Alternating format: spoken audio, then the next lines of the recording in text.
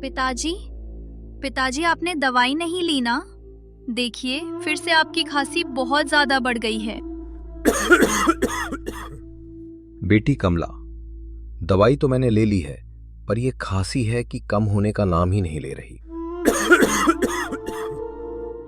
बस कभी कभी लगता है कि शरीर अब पहले जैसा साथ नहीं दे रहा। तो पिताजी, आप घर पर ही रहकर आराम क्यों नहीं कर लेते? बाहर इतनी सर्दी है और आपकी तबीयत भी वैसे अच्छी नहीं है। पिताजी, हमारे पास आपके अलावा है ही कौन? अगर आप अपना ध्यान नहीं रखेंगे तो हम कैसे रह पाएंगे? बेटी, तुम्हें पता है हमारी हालत कैसी है। इतनी गरीबी में अगर मैं भी घर पर आराम करता बैठा रहूं तो फिर हम क्या खाएंगे, कैसे चलेंगे? मजबूरी है बेटी, वरना कौन चाहता है कि अपनी ही सेहत को इतना गिरने दे। इतना कहते ही श्यामलाल पलंग से उठकर खड़े हो जाते हैं और खांसते खांसते धीरे से बोलते हैं। बिटिया, तुम्हारी चिंता मैं समझता हूं, पर अगर मैं आज भी काम पर नहीं गया तो घर का चूल्हा कैसे जलेगा? तुम लोग भूखे रहोगे, ये सोचकर ही दिल काम चाहता है। तुम बस अपना ध्यान रखना। पिताजी, आप मेरी इतनी चिंता क्यों करते हो? भगवान ने चाहा तो एक दिन सब कुछ ठीक हो जाएगा। ठीक है बेटा, मैं चलता हूं, वरना सेठ धंगराज गुस्सा कर देंगे।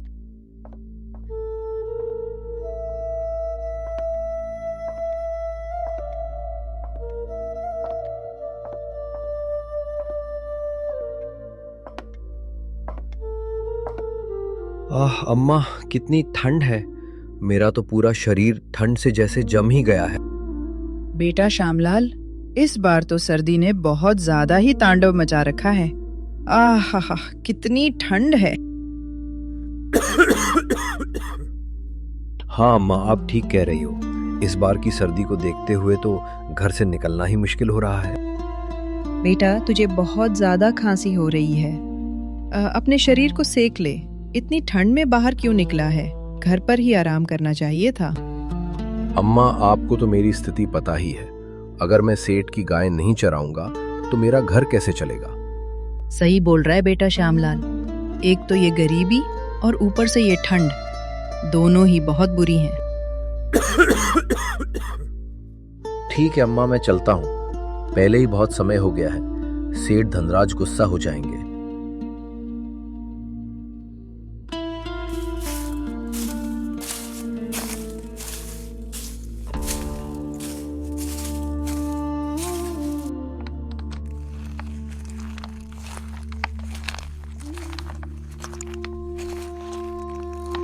अरे अरे, आओ महाराज आओ। तुम तो सेठ ठहरे और मैं तुम्हारा नौकर हूँ। जब मर्जी करती है तभी आते हो। नहीं सेठ जी, हमारी क्या औकात आपकी बराबरी करने की। आज तो ठंड बहुत ज्यादा है और ऊपर से मेरी तबीयत भी खराब है, इसीलिए मैं लेट हो गया हूँ। अरे तो मैं क्या करूँ? तुम्हारी तबीयत खराब है तो क्या हुआ?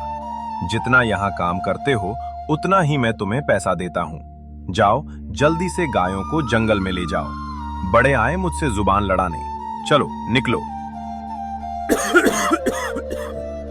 सेठ का ऐसा व्यवहार देखकर श्यामलाल उदास हो जाते हैं।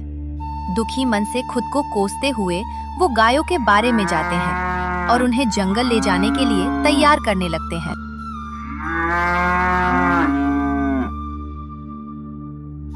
श्यामलाल सारी गायों को लेकर घने जंगल में पहुंच जाते हैं।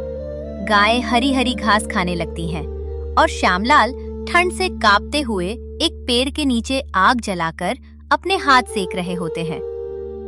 उसी समय उसी पेड़ के पीछे से दो चोर धीरे धीरे आकर छुप जाते हैं। मकसद ये कि मौका मिलते ही दो गायों को चुरा कर ले जाए। अरे रघु चाचा, जल्दी कीजिए। श्यामलाल तो पेड़ के पीछे आग जलाकर बैठा हुआ है। तब तक हम गाय को लेकर चलते हैं। हाँ बेटा राजू, चल जल्दी कर, नहीं तो श्यामलाल देख लेगा। रघु और राजू दो गायों को चुराकर जंगल से निकल जाते हैं। फिर जब शाम होने लगती है तो श्यामलाल आग बुझाकर उठता है और गायों को देखने के लिए इधर उधर नजर दौड़ाने लगता है। हे भगवान, यहाँ तो सिर्फ दो ही गाय हैं। दो और कहाँ चली गईं? ढूंढ श्यामलाल, ढूंढ, नहीं तो सेठ तुझे मार ही डालेगा। इतना कहकर श्यामलाल जंगल में इधर उधर गायों को ढूंढने लगता है। ढूंढते ढूंढते उसे बहुत समय हो जाता है, लेकिन गाय कहीं भी नहीं मिलती। थककर और उदास होकर वो बची हुई 2 गायों को लेकर जंगल से गांव की ओर चल पड़ता है।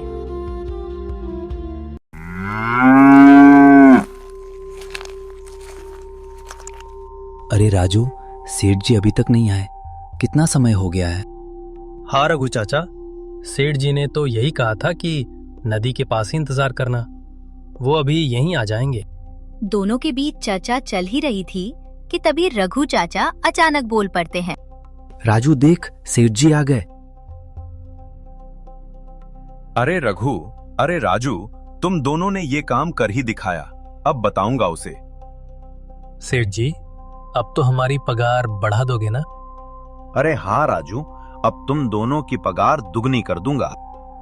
सेठ जी, इन गायों का क्या करें? ये तो आपकी ही गाय हैं, फिर आपने इनकी चोरी क्यों करवाई? तुम दोनों अपने काम से काम रखो और जाकर इन दोनों गायों को पुरानी हवेली में बंद कर दो। और हाँ, इस बात का किसी को भी पता नहीं चलना चाहिए। उधर श्यामलाल मुंह लटकाए हुए सिर्फ 2 गाय लेकर बाड़े में वापस पहुंचता है। गायों को छोड़कर वो भारी मन से हवेली की ओर चलता है और उदास होकर सेठ धनराज से बोलता है। सेठ जी, मुझे माफ करना, बहुत ज्यादा ठंड और धुंध के कारण मुझे 2 गायें नहीं मिल सकी। मैंने उन्हें जंगल में बहुत ढूंढा, पर वो कहीं भी दिखाई नहीं दी। क्या क्या बोला श्यामलाल? 2 गायें नहीं मिल रही? तो फिर मेरी 2 गायें गई कहां? सेठ जी, मैंने बहुत ढूंढा पर मुझे वो 2 गायें नहीं मिली। वो मैं नहीं जानता श्यामलाल। या तो मेरी 2 गायें वापस ला कर दे, या फिर उनका पूरा पैसा मुझे चुका दे। सेठ जी, मैं गरीब आदमी हूं, कहां से 2 गायों का पैसा लाऊंगा? मुझे तो 2 वक्त का भोजन भी ठीक से नसीब नहीं होता। तो मैं क्या करूं श्यामलाल? अगर तुम मेरे पैसे नहीं दे सकते तो अपना घर खाली कर दो। आज से वो घर मेरा है, समझे? सेठ जी, मुझ पर दया कीजिए, मैं अपनी बेटी को लेकर कहां जाऊंगा? वो मुझे नहीं पता, और अगर तुम्हें अपनी बेटी की इतनी ही चिंता है तो उसे मेरी हवेली पर छोड़ दो, उसका ख्याल मैं रख लूंगा।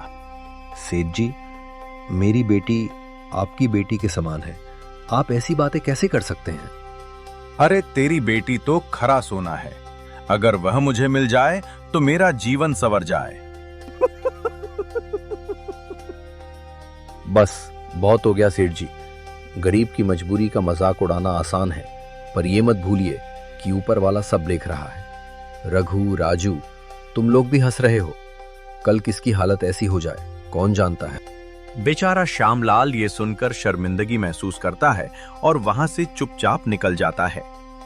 उदास चेहरा लटकाए वो अपने घर की ओर जा रहा होता है। इतने में रास्ते में अम्मा मिल जाती है। अरे अरे श्यामलाल, क्या हुआ बेटा? तुम इतने उदास क्यों लग रहे हो? कुछ नहीं अम्मा, बस सेठ जी ने आज ऐसी बातें कह दी कि दिल टूट गया, मैं बेइज्जत होकर चला आया। ऐसे क्या कहा सेठ ने जो तुम्हें इतनी पीड़ा पहुंचा रहा है? अम्मा, सेठ ने मेरे सामने मेरी बेटी के बारे में ऐसी वैसी बातें कहीं, मैं कुछ बोल भी ना पाया, बस अपमान सहकर लौट रहा हूं। बेटा, तुम सही कह रहे हो, सेठ धनराज की नजर सही नहीं है। अगर मेरी राय मानो तो महाराज से इसकी शिकायत करो, मैं भी तुम्हारे साथ चलती हूँ। रामलाल अम्मा की बात मान लेता है। वो अपनी बेटी कमला को साथ लेकर सीधे महाराज के दरबार पहुंचता है और वहीं न्याय की पुकार लगाता है। उसकी आवाज में दर्द भी था और साहस भी, क्योंकि अब वो अपनी बेटी की रक्षा के लिए आखिरी आसरा लेकर आया था। श्यामलाल, मैं एक पक्ष की बात सुनकर न्याय नहीं कर सकता, इसलिए मुझे दूसरे पक्ष सेठ धनराज और उसके नौकरों को भी दरबार में बुलाना होगा। महाराज श्यामलाल लाल की पीड़ा सुनकर तुरंत गंभीर हो उठे। उन्होंने कहा, श्यामलाल, मैं अधूरा न्याय नहीं कर सकता। यदि इस मामले में सच सामने लाना है तो सेठ धनराज और उसके दोनों नौकर रघु तथा राजू, इन तीनों को दरबार में उपस्थित होना होगा। महाराज का आदेश मिलते ही पहरेदार दौड़ पड़े और कुछ ही समय बाद सेठ धनराज, रघु और राजू तीनों सिर झुकाए दरबार में हाजिर कर दिए गए। सेठ धनराज, एक नारी को कुदृष्टि से देखने वालों का सदैव सर्वनाश हुआ है। तुमने अपनी पुत्री समान बालिका के लिए ऐसे अपशब्द कहे, यह अत्यंत निंदनीय है। महाराज, मैं अपनी दोनों गायों को खो देने की बात से व्याकुल हो गया था। इस कारण भूलवश मेरे मुख से ऐसे शब्द निकल गए। मैं आपसे क्षमा चाहता हूं। यदि बात गौ माता की है तो मैं तुरंत अपने मंत्रियों और गुप्तचरों को आदेश देता हूं कि वे सत्य की पूरी जांच करें। जिसने भी तुम्हारी गाय चुराने का दुस्साहस किया होगा उसे राज्य के नियमों के अनुसार कठोरतम दंड दिया जाएगा, चाहे वो मृत्युदंड ही क्यों ना हो। महाराज के मुख से ऐसी बात सुनकर रघु डर जाता है और तुरंत महाराज से बोल पड़ता है। महाराज मुझे क्षमा कर दीजिए। गायों को मैंने ही चुराया है और ऐसा करने के लिए मुझे सेठ धनराज ने ही कहा था। सेठ धनराज, अब ये साफ हो चुका है कि तुम अपनी गंदी नीयत के कारण किस हद तक जा सकते हो। मैं तुम्हें दंड अवश्य दूंगा। धनराज को ले जाकर काल कोठरी में डाल दिया जाए।